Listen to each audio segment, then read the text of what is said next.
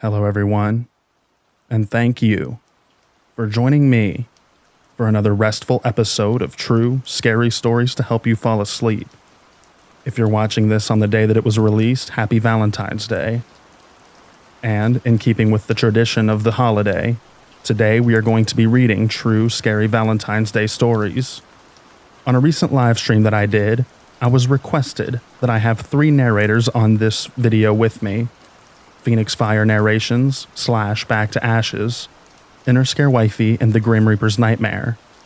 So, they will all be joining me in this video. The first story will be read by Inner Scare Wifey, the second story by me, the third story by The Grim Reaper's Nightmare, then the fourth by me, then the fifth by Phoenix Fire Narrations, and then I will read every story from then on out. If you like this format, or if you would have rather me had all of my guest narrators, all 3 at the beginning of the video, please let me know down in the comments section. That way, when I do this again in the future with multiple guests, I can switch it up. But now, without further ado, please enjoy these true, scary stories.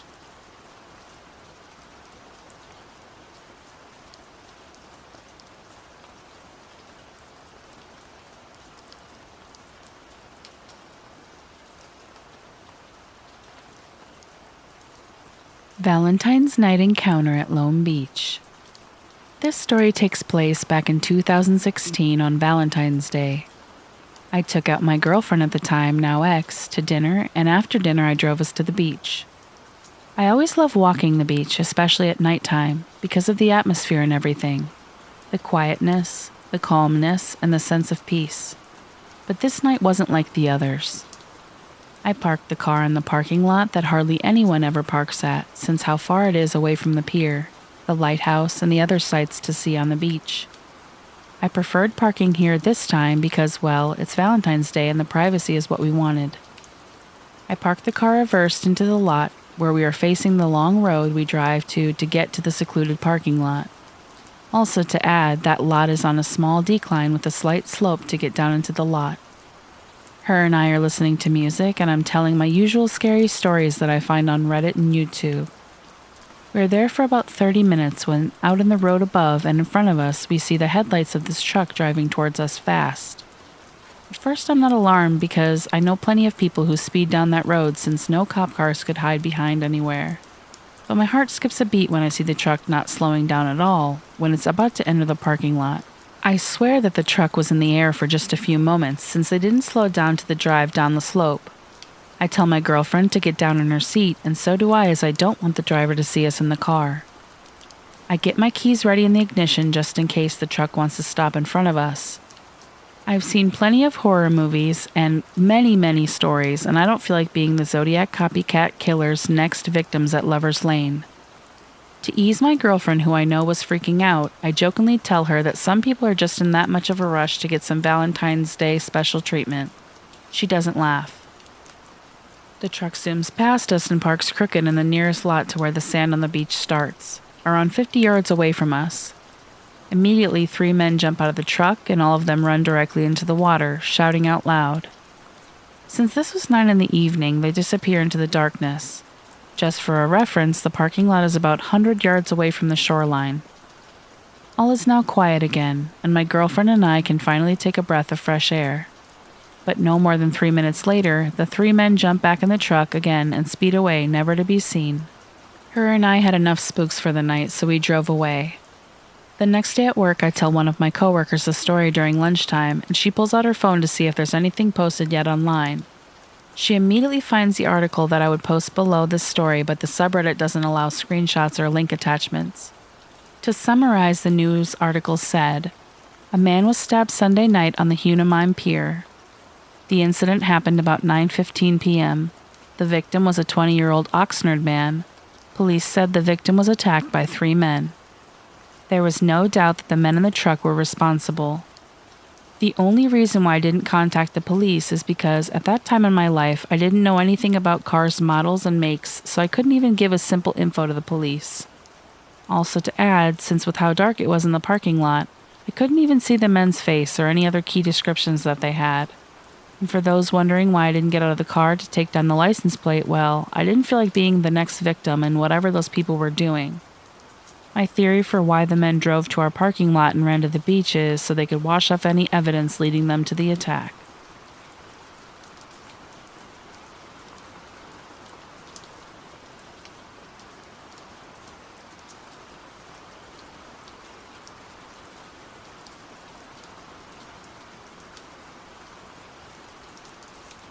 This happened a few years ago on Valentine's Day. I'm an artist and would sit in front of my opened office window at night while I worked. There was no real reason. I couldn't see out, but I just liked having it open for some reason. This night, I don't think I had the actual window open, just the blinds pulled up. It was around 10 p.m. and someone knocked on my front door. I walked out of my office to the front door, looked through the small glass window, and saw a 20-something woman looking back at me. She was pretty and didn't look threatening in the least. She looked as if she could have been high, but I'm not 100% sure. She said something like, "Hey, I think I know you." And I said, "No, I don't think you do." We had this exchange a few times before she looked super frustrated and walked to her right, which I found weird because to leave my property she would have had to have walked straight back down the driveway. Nothing else happened, but I was super creeped out, so I called the police to report the incident, just in case anything else happened to me or anyone else in my neighborhood. In hindsight, I probably shouldn't have bothered calling, but like I said, the whole incident just creeped me out. I lived in the LA suburbs at the time, and I'm sure they had far more pressing matters to deal with than some girl knocking on a door. I'm assuming that she went by my house and saw me through my open window, but what her goal was I can't say. I wish now that I would have asked more questions. She sort of resembled one of my more dedicated followers on Instagram at the time, who lived maybe an hour away from me. We never met in person, but we had talked a little bit on there, and she had bought a commission from me sometime earlier. And with this happening on Valentine's Day, and my wife not being home at the time, I've always wondered if she was stalking me. But I doubt it. I've also wondered if whoever it was had something else waiting just out of sight for when I open the door, which is super scary. I have no idea. But after this, I stopped working with my window open at night.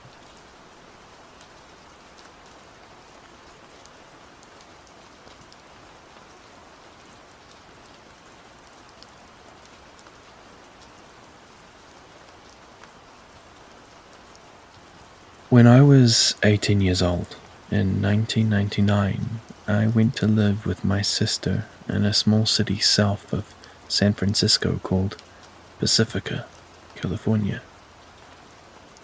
It was beautiful there. We lived in a small trailer in a trailer park that was basically on the beach. Being from Canada, where we all feel a little safer due to low crime rates, gun ownership, and less people in general, I was used to walking alone at night with no worries, but my sister had told me that I needed to be careful as I was not in Canada anymore, so I was a little bit more vigilant than normal. It turned out that her advice saved my life. I had just gotten off a busy Valentine's Day shift at a restaurant across from our trailer park at around 10 p.m. Being February, it was already dark out, but it was still early and I needed smokes, so I popped my headphones in and walked a few blocks down Palmetto Ave to the 7-Eleven. Palmetto Ave had street lights but was basically dark, as businesses closed early in the sleepy bedroom community. I had noticed a law office that had lights on and movement inside on my way there, and a few people walking dogs here and there. All in all, the walk to the store was uneventful. On my way back, I was listening to my favorite tunes and bopping my head, when I noticed that I had seen the same white truck pass by me twice. I kept walking back along Palmetto Ave towards home when I noticed the white truck had parked on the other side of the road ahead of me, behind a building on the corner of the cross street. I turned off my music but kept bopping my head like I was still listening. Out of the darkness, I heard a few whistles. Someone was trying to see if I could hear them. As I walked past the cross street, I kept looking forward and pretending to listen to tunes, and I saw, out of my peripheral vision, a man getting out of the truck, and he started walking towards me. At this point, I was terrified. The street was deserted, and I was all alone. I got so angry that I felt unsafe, so I turned my head to look right at him and screamed, "Do I know you?" The man just kept calmly walking towards me, repeatedly saying, "Do I know you? Do I know you? Do I know you?" I ran across the street to the law office that had lights on and banged on the door screaming.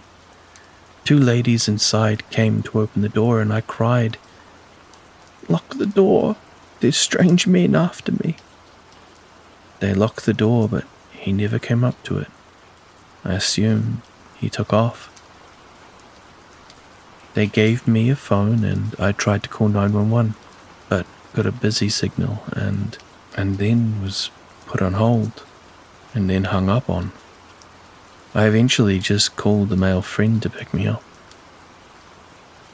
To this day, I always cringe when I think about what could have happened if those two lawyers hadn't been working on a late case. I may have become some psycho's Valentine's Day kill.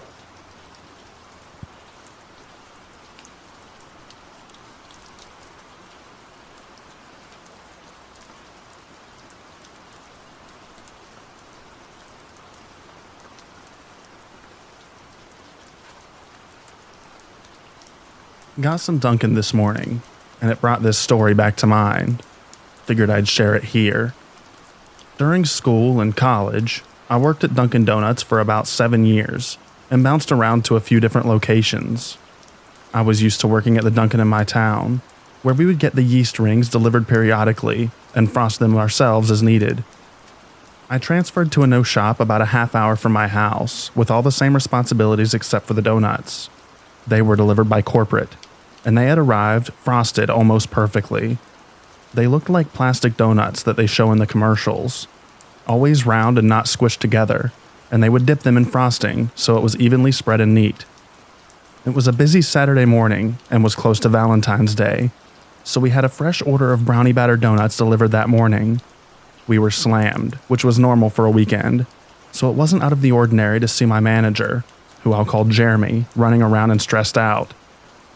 When he first ran past me, I didn't think anything of it, and I continued making sandwiches at the sandwich station.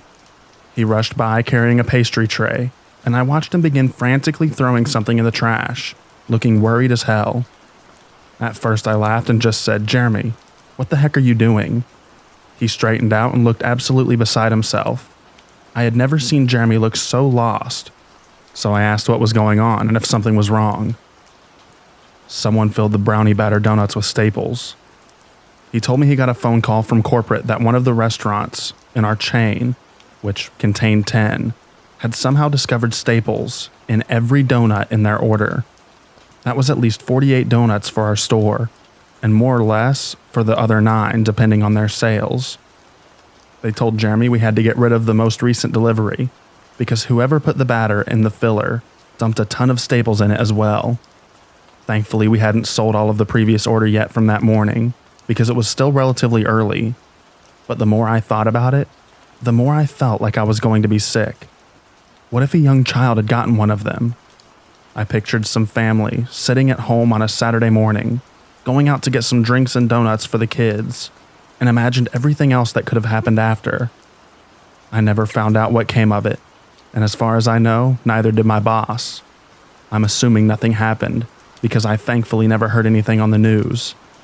Makes me wonder if they covered it up, and I hope they were able to find out who the butthole was that did it. So, Dunkin' Donuts terrorist, let's not meet, and I hope somehow you're rotting away somewhere.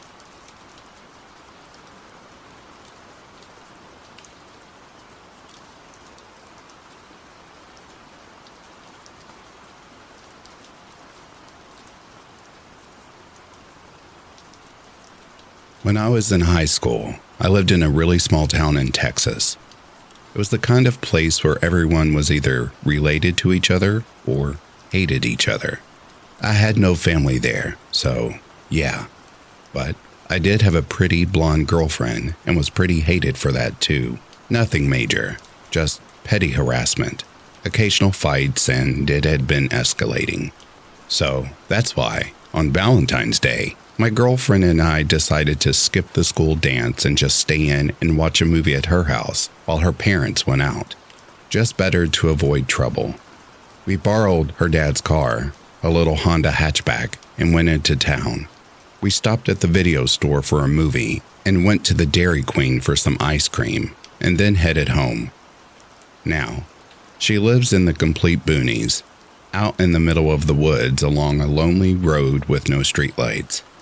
We're chatting, eating our blizzards, when all of a sudden, a car comes up behind us. No big deal. What was a very big deal was that when the headlights flooded the interior of our car, I saw two hands on the back seat and a head coming from the hatchback part of the car. As soon as the lights hit, the head and hands retreated back down. A solid chill ran through the entire length of my body. I slowly reached down and pulled out my pocket knife, only thing I had. She saw me and asked what was wrong. Loudly I said, "Nothing, I just have to stop at my friend's house real quick." She knew that was bullcrap. I didn't have any friends. I pulled over at the next house that came up and jumped out of the car yelling at her to jump out too. She jumped out in total confusion. I flipped the driver's seat forward and lunged into the back seat in full maniac mode. He popped up like a jack-in-the-box with empty hands waving. Hey, what y'all up to tonight?" It was some weird kid from our high school who we had never in our entire lives spoken to before. Ever. I said, "What the holy F are you doing in our car?" His reply was, "I thought you guys were going to the dance and I was just hitching a ride." We sat there staring at him with our mouths open, wondering what to do. He tried to act real cool, and obviously we were in the middle of nowhere in some random person's driveway. So whatever he was planning was forgotten. We actually ended up driving him to the dance and dropping him off. The whole time he's telling us to come inside with him. Yeah, no. We dropped his ass off and noped out of there as soon as we could. As soon as he got out of the car, my girlfriend started crying and shaking. She was so freaked out. I have no idea what he was trying to do when the lights caught him crawling out of the hatchback. I effing hated that high school.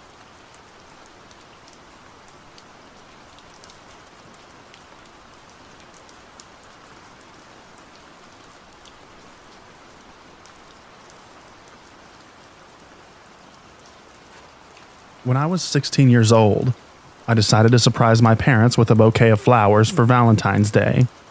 We've always celebrated this as a family holiday rather than a romantic one. I didn't have a car to drive to a florist, but my high school was in walking distance of a hospital boasting a gift shop that sells floral arrangements.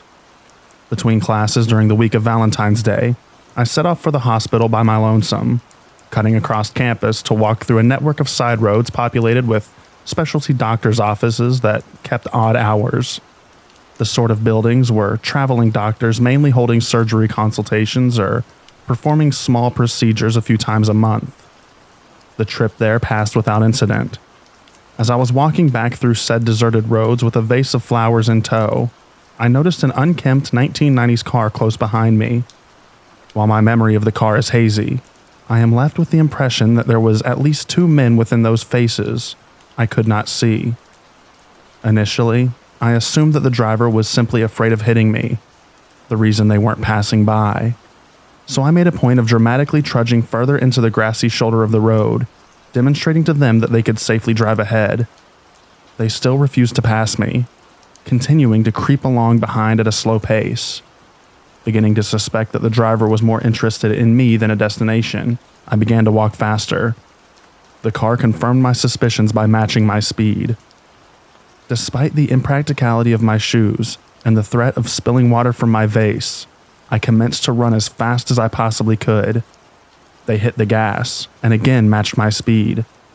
I realized at this point that the car was following me, that there was no one in sight to notice, and I needed to get away. I bolted into the first parking lot that I saw. The car turned in after me. Despite there being only 2 or 3 cars in that spacious front parking lot, and there being no other sign of activity at the office, this car did not stop to park in the numerous spaces available there. The driver instead opted to pursue me into the partially under construction back portion of this lot behind the office. It passed every available parking space to corner me against a pile of debris and rubble from the construction, coming to a diagonal stop less than 3 feet away. Before anyone could emerge from the vehicle, I somehow managed to scale the small prominence of rubble against my back, vase in hand, and jumped from its peak to land painfully on the other side, which fortunately was a plot of underdeveloped land within sight of my high school campus. I took a quick peek back over my shoulder to see if they were still in pursuit, but the car had sped off after I reached the top of the rubble pile and was now nowhere in sight. They had not parked in the lot at all. They had no business there. The driver was following me. I sprinted at top speed and didn't stop until I was soaked with sweat in the dead of winter and panting in the student lounge amongst my classmates, who didn't seem to give a damn when I told them. Possibly because our hometown is supposedly a human trafficking capital and the crime rate is outrageous.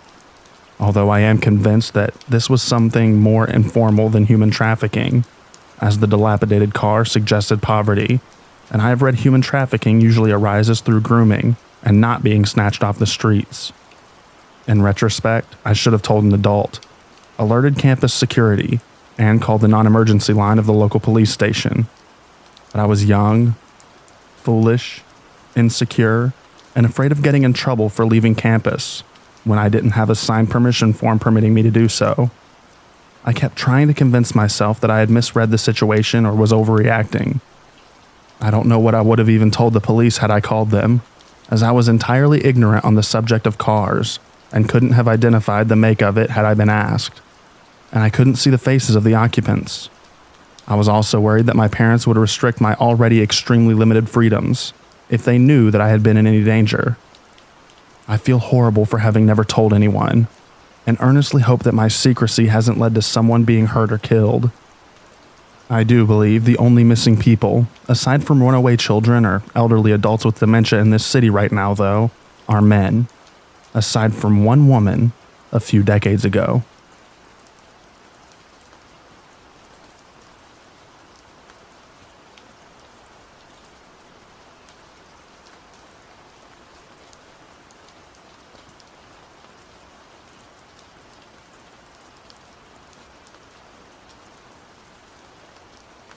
So this happened yesterday on Valentine's night, and it was one of the scariest experiences I've had with creepy men.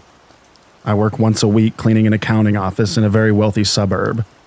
I usually go there on Sunday nights around 8 p.m., sometimes 9 p.m., and it normally takes me an hour or two to shred some papers, take out the garbage, clean and disinfect the tables, etc. I've been working there for over 5 years now, and I'm 24. So I'm pretty used to being there alone, especially at night. Most of the time I'm alone there, but some nights I have my husband come and sit in the waiting area to keep me company while I work. I'm always very aware of my surroundings, and I know who usually shows up to the building doing late night work like me, as this building has many offices in it. I've always felt pretty safe around it, as you need a key card to scan and access the building. And every keycard links to the building's management, seeing who comes in and out of the building. Most of the time, there's an older man who works on the first floor and comes in pretty late to do his work. I'm very familiar with his car, and I've seen him a couple of times. Other people that I've seen was an older man in a black Mercedes, also very nice. I've said hi to him a couple of times, but recently I've noticed another car in the lot, and it hasn't always been there before, and I have no idea whose it is, but it's a gray Toyota with all-around window tint. It's not always there, but it has been there a couple of times, also late at night. So on Valentine's night, it was a Sunday, and as always, I had to go to the office. This time, my husband insisted on coming with me. And it was funny, because we kind of got into a stupid argument before, and I told him to stay home. But he didn't want to, and was really firm on coming with me. I didn't care, and I wouldn't have been bothered if I was alone or not. Again, I do this alone most of the time. So we get there, and we're the only people there. It was snowing, and there were no tire marks, so no one had been there recently. We scan the key card to open the front door, go upstairs to the second floor, and unlock the office. And finally, I lock the door behind me. Then I start my usual routine. I collected the garbage, shredded some papers, and went on to cleaning the desks. My husband was following me around, talking as I was cleaning. Then, all of a sudden, I noticed a car start pulling into the lot, and I look at him and said, "Go to the front, now." I don't know why I said it, but I didn't get a good feeling about it, and my stomach dropped to the ground. I've never felt like this before. I continue cleaning, looking outside in the pitch black as I'm visibly seen on the second floor offices. My husband goes to the front and shuts the blinds and sits down. I come to the front, and through the corner of the blinds, I see a man with a gray hoodie walk by the office to the end of the hall, turn around and pass the door again. My body freezes up, and I look at my husband and told him a man is walking around outside. The door is locked and we get kind of creeped out, but I continue to then vacuum. As I'm vacuuming, I go by the blinds and take a peek. He's there, literally standing around the corner. I jump a little and step away from the blinds. Did he see me look at him? What is he still doing here? I run over to my husband again, and I tell him that he's just around the corner. At this point, my husband doesn't feel safe either and takes a peek. Doesn't see anything. Maybe he's gone. So I continue to clean, my body shaken. Towards the end, I wanted to throw the garbage bags right outside the door so I can clean the floors and take another peek outside. I quickly unlock the door, throw the bag outside, and look to my left towards the end of the hallway to see his reflection from another office window walking towards me through the hallway. I shut the door and lock it. This is now terrifying. I've never seen him here before. What are you doing here at 10 p.m. now on a Sunday roaming the hallways? I finish cleaning, and it's time to go. My husband is shaken. My whole body is telling me not to unlock the effing door. But we have to. I unlock the door and step outside the office. I lean down to pick up the garbage bags and look up towards the left side of the hallway to see him walking at me in a fast and assertive pace. I can't see his face. The hallway is poorly lit, but he's coming straight at me. My husband is still inside, and I quickly rush back inside. As soon as my husband steps out, the creepy man goes by a random door, wiggles the lock, and turns around, heading in the opposite direction. I then step out again, close the door behind me and lock it. My husband, the entire time, is standing still, looking directly into his face that you couldn't see because of a poorly lit hallway.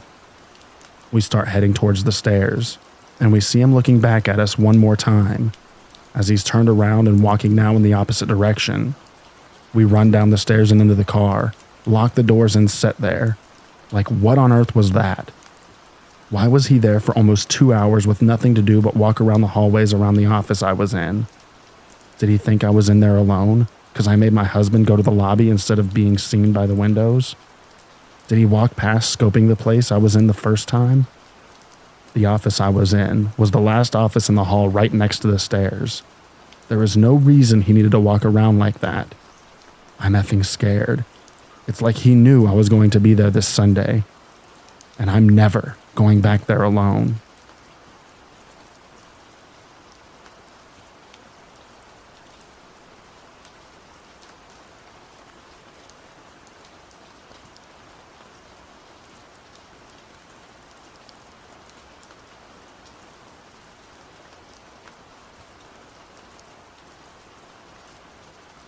Hey y'all, I'm a long-time lurker and first-time poster, so please go easy. To preface this all, it was Valentine's Day, and me and my girlfriend are college students at a small school in Kentucky.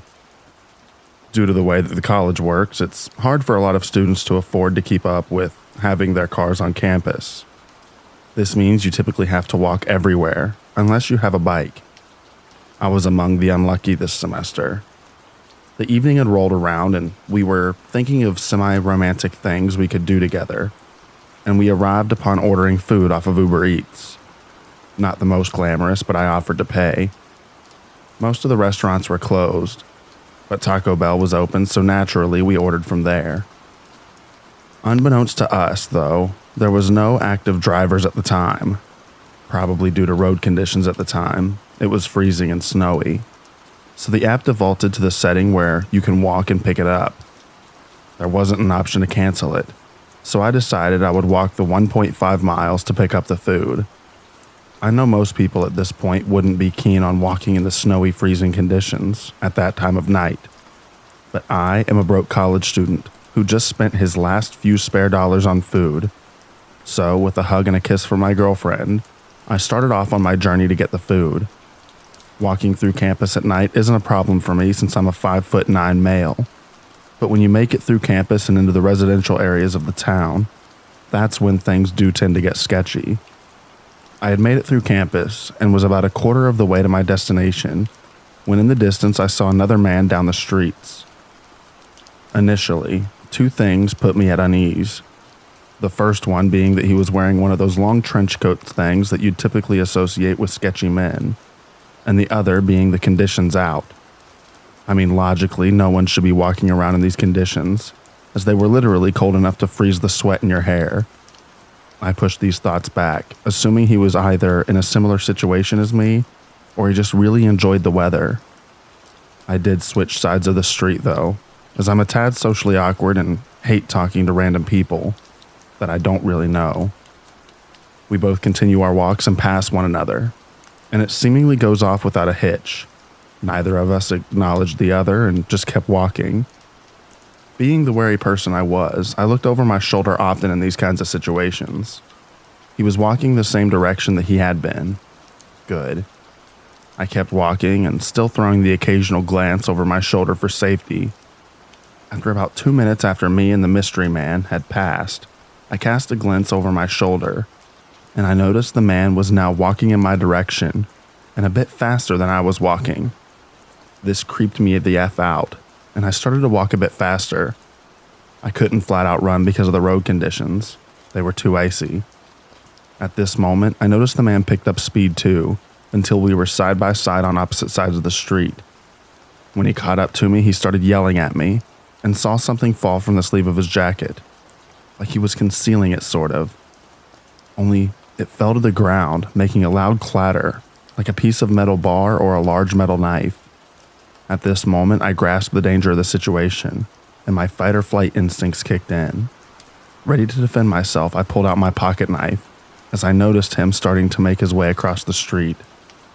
It was at this moment that I said something to the effect of, "Hey man, I don't want any trouble. I've got a knife on me." At this, the man stopped in his tracks and said, "Oh, I thought you were someone else who just attacked me." I played it off cool by replying with, "It seems that you've got the wrong person, my dude." And he said a quick yeah and retreated to his side of the street and continued in the other direction. I thought I was safe. I continued on my trek to Taco Bell, and after this experience, I was all the more wary because of the potential of having two creepy men out on the streets. As I was looking over my shoulder, I noticed the man from before on the same path that I was, and I just walked as fast as I could to the Taco Bell, while throwing glances over my shoulder. Except at some point, the man just mysteriously vanished.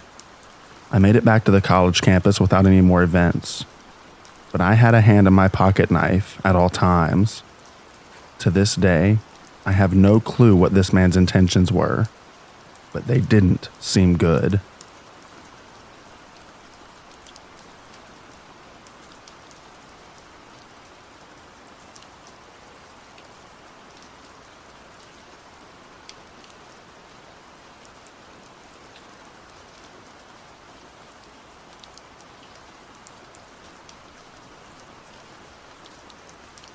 little bit of background.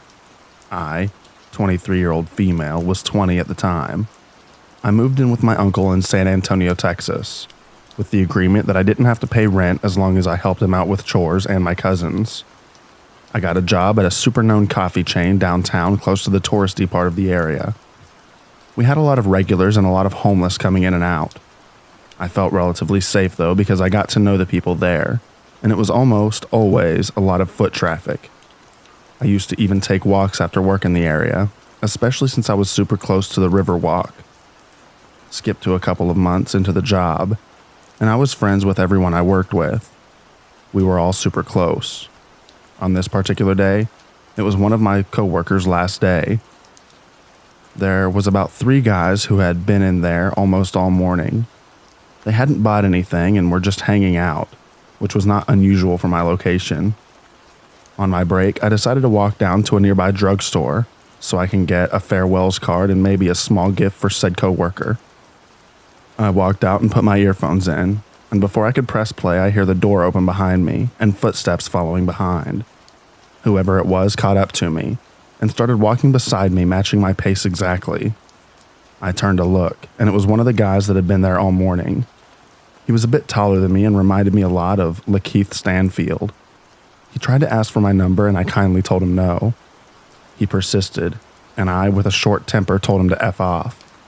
He stopped and stared at me in surprise, as I don't look like someone who speaks up or would be this rude. He stood there as I walked away, and by the time I went back, they were gone. I proceeded to tell my coworkers about the encounter, and we laughed it off. I thought that would be the end of it. I was wrong. Every shift after that, he would already be there just hanging out, or would walk in mid-shift, sometimes with somebody else and sometimes by himself. I assumed he was just another homeless person, because how else was he always able to be around? My shifts were sporadic. Some days, I opened. Some days I closed. Some days I worked mid-shift. But it didn't matter because he was always there. At that point, I started feeling paranoid. I would always catch him staring in my direction. He never ordered anything, never talked to me, and luckily wouldn't follow me. He would just sit there, watching me. I started mentioning it to my coworkers, and they started noticing it. One of my team leaders would help me out by sending me to wash dishes in the back or organize the cooler. My coworkers would also try and place themselves to try and block me from his view. I started feeling uncomfortable at work. Sometimes when I closed, a coworker would walk me to my car before heading home themselves. Or, if I didn't close, they would walk me to my car and turn around and head back to work. Then, one day of him just staring. I was working the register that day. He walked up and ordered a water. I asked for his name for his order. I now had his first name just in case. He took his water and sat down. I had mentioned him before to my manager, but because he hadn't really done anything, we couldn't do anything besides note it in the manager book. The next day, I worked with my manager. It was him, 2 other coworkers, and me. I told them I had to go to the bathroom real quick. There were 2 bathrooms right next to each other, but sort of hidden from the coffee bar and register, and they weren't gender specific. I walked around the bar to the lobby area. I had to pass his table and walk down the lobby to get to the bathrooms. I noticed him get up before going inside the bathroom. I sat down to do my business when someone rattled the doorknob. I shouted out that it was occupied, but whoever it was kept rattling the door until I finished. When I opened the door, no one was there, and walking back, I noticed him adjusting back into his chair. I was super freaked out and told my boss. He couldn't tell him anything because we had no proof that it was him. Later that shift, he got up and picked up a coffee from the pickup area. My boss assumed he had ordered it and let him take it. I told him it wasn't, and that it wasn't even his name. My boss used this as an opportunity to tell him if he does something like that again, he can't come back. The man apologized and actually stuck to the rules every day after that. He went back to just watching me. Cut to Valentine's Day. One of the team leaders and I would be scheduled to work certain Thursdays after close to deep clean the store. We would stay until 1 a.m. This was one of those Thursdays. We were almost done, and I had to clean the bathrooms as one of the last chores. I finished, and as I walk out of the bathroom, I see him peeking in with both his hands pressed to the window, eyes wide, just staring at me with this super intense look. I froze for a second, just staring back. I notice on one of his palms that he is pressed to the window, a purple foam heart. He doesn't move at all. I freak out and run back into the bathroom. I shout, "Hannah, Hannah, he's here, he's back." She barely hears me through the music that we were blasting. Hannah was the team lead who had helped hide me from him, so she knew the huge fear that I had towards him. She walked towards the bathroom, shouting back, "What are you saying? What's going on?" As soon as she gets close, she sees him. I told her again, "He's here. He's watching me." She started shouting through the window, "You need to leave. If you don't leave, we're calling the police." I step out a little to see if he'll move, and he's ignoring her, and his eyes are fixated in my direction. I step back into the bathroom, and my lead continues to shout at him to leave and threatens him with the police. About 5 minutes pass, and he realizes that I'm not stepping out until he leaves, so he does. The next day, my lead and I told the manager that I want to file a police report. He tells me no, to wait until after he talks to his boss. He shows up again that day, but I was only there to talk to my manager and leave right after. When I got home, a friend convinced me to call the cops. So I text my boss that I don't care what he or his boss says. I'm scared and I'm going to file that report. I dial 911 and tell them a summarized version. They tell me they're going to send someone to where I live to take the official report. The 2 officers were so nice and supportive. I told them my whole story and how my boss didn't feel the need to get the cops involved since I wasn't harmed. The officers told me that I should have called right away and defend me, saying they can get him for harassment. I thank them, and they tell me that if he shows up to dial 911, so they can take him in for trespassing and harassing. I think that day my manager banned him and warned him because he never showed up to the coffee shop again. A few months later, when I was comfortable again with downtown, I went out with some friends to walk around. We were close to where I worked, and as we round a corner, I see him, so I ducked into a little corner store and my friends follow. I told them I saw him, and they kept an eye out. Once he was out of view, we left the store, and that was the last time that I saw him.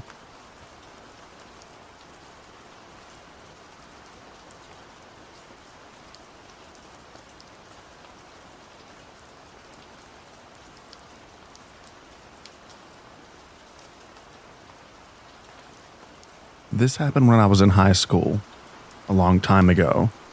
My mom just recently found the paperwork about it when she cleaned out her office upon retiring from the police department. I remember being upset and scared when it happened, but reading the details as an adult, it sounded even worse than I remembered. I was a 17-year-old female, working at a flower and gift shop. It's nighttime. A man comes in. Short, overweight, balding, 40s, creepy. He tells me about how he needs an apology gift for his girlfriend. So I offer a bouquet. Obviously, it's a flower shop. He says she doesn't like flowers because they die. This was the first weird thing, as he came into a flower shop. Then he goes into detail about how he hit her, and asks me if he thinks he was right to do so. This was long ago, so I don't remember exactly what I said, but it was something along the lines of, not if you want her to continue to be your girlfriend. He then tells me what a great job I'm doing, and asks when I get off work. I dodge answering and he leaves. Nothing for 6 months. Then, right before Valentine's Day, he walks in the door 1 minute before close. It was dark, and from the outside it looked like I was working alone, as my coworker, who was about 40 years old and also a female, was in the bathroom. Instinctively, it felt like a predator had just entered the room. You know when something isn't right and everything felt not right. I then noticed he has a tarnished revolver tucked into the front of his windbreaker, which is halfway unzipped. It was obvious he wanted it seen. I quickly scribbled a note to my coworker that said he has a gun, and handed it to her when she came out of the bathroom. She calmly walked to the phone and looked at me, wordlessly asking if she could call the cops. I shook my head no, as I felt like it would escalate the situation. God forbid he heard the police coming and took us hostage or something.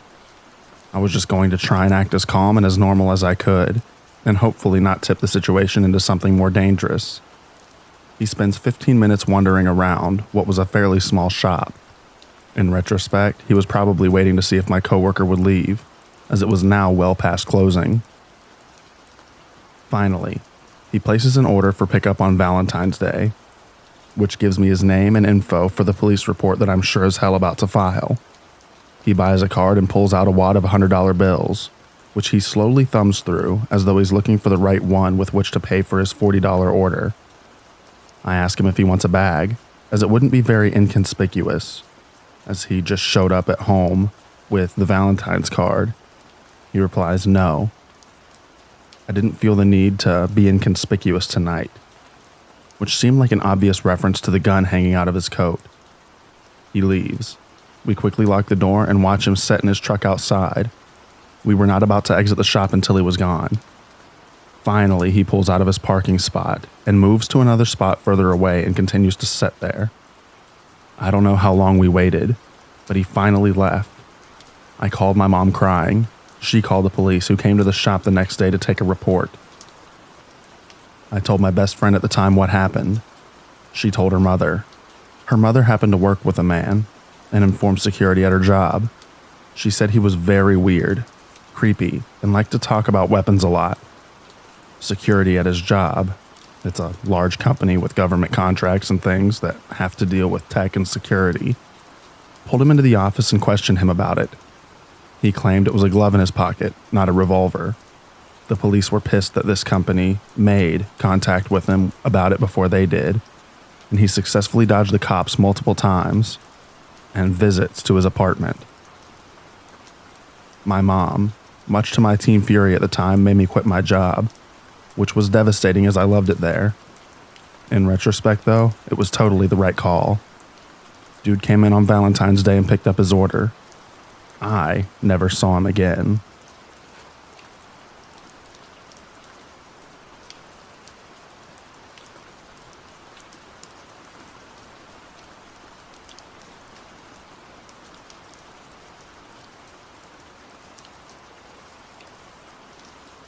About a year ago, I received a Facebook message the day before Valentine's Day reading, "Are we still on for tomorrow?" It was from some guy I went to middle school with and haven't seen in 3 years. A little confused, I asked back, "What are you talking about?" He proceeded to tell me about the plans we had made to hook up if we were both single. The problem with this is that never happened. Initially, I was more outraged than worried. I continued to ask questions as to why this boy I haven't seen in years thought I would hook up with him. He told me that he had been chatting with me on Twitter and had been flirting with each other. This is when I started to get freaked out.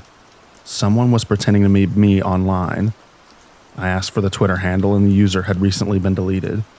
I asked him if anything else creepy was going on, and then he sent me fake pictures that fake me had sent him, with my face photoshopped on them. I took this to the police, and they basically brushed me off, asking if I had a rival girl at school or flirted with someone's boyfriend. Basically just asking if I was a petty high school girl. What's worrying me now is Valentine's Day is coming up fast, and I haven't spoken to that person since.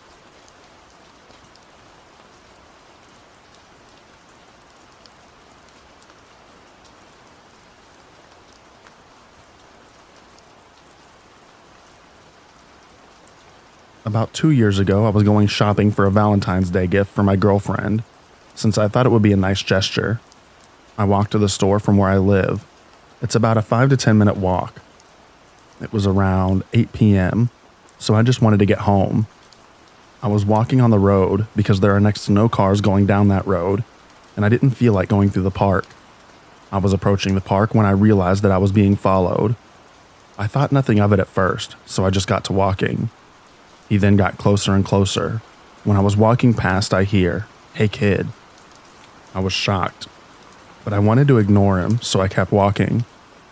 Then he said it again, but a bit more violently. So I turn around, and this guy was in pissing distance from me. I'm 6'1", and this man was a bit taller than me. He then tried to set up a conversation like, "How's your night?" I felt a bit relieved and kinda thought poorly of myself for judging him so soon. I was right to assume though. He then tries to keep a conversation going and then proceeds to ask, "Where are you going?" I just said the store. He then walked up to a car. He then said, "I can give you a ride." I said, "No, thank you. I can walk from here." He kept asking that same question and then he said, "What about car surfing?" He then tried to show me what it was. I still declined. This guy was really creeping me out. I was still walking down the road while this was happening. He still followed me and thankfully I was reaching the store and he left me alone. For now. I then got to the candy heart chocolate box and a teddy bear. I was walking back home when I saw the guy again. The weird part was he was following me from the other side. I feel like he waited for me just to come walking by again. This was starting to scare me a bit. He then yelled, "Hey." I was getting pretty scared at the moment. I then turned around. This guy was like 6'5" and weighed a lot more than me. Being hesitant, I turned around. Now this guy was starting to jog his way over towards me.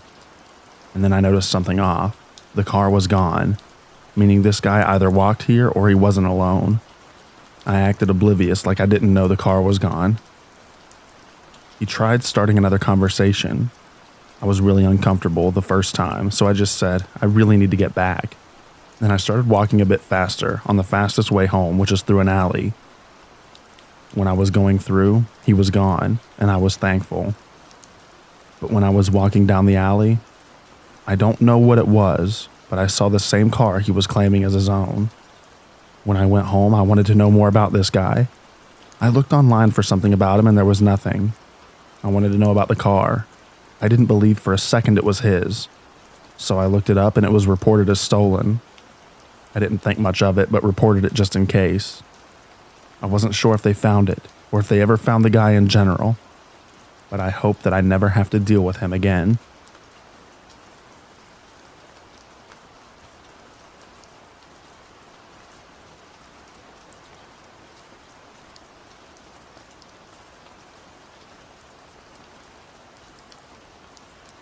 Thank you so much for listening to the end of this video. I hope you enjoyed all the stories, and I also hope that you enjoy all the rain at the end of this video. Have a good night, everybody. Bye-bye.